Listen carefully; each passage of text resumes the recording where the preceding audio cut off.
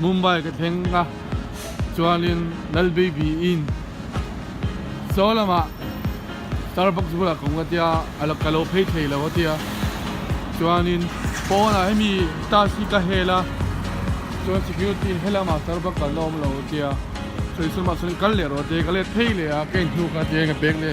e gen khai na e board do thak ko tu so na kam lu ke box lo zoom ra class bench box le ana me ke black and yellow ai ai ta lu don che ani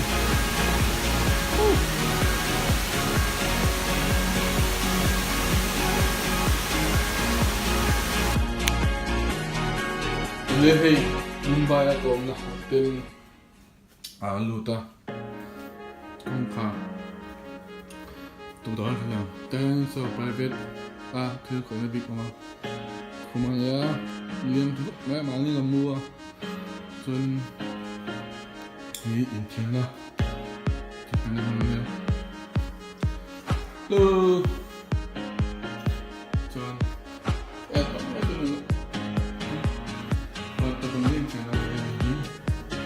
còn mày ra nè đúng không phải sao mà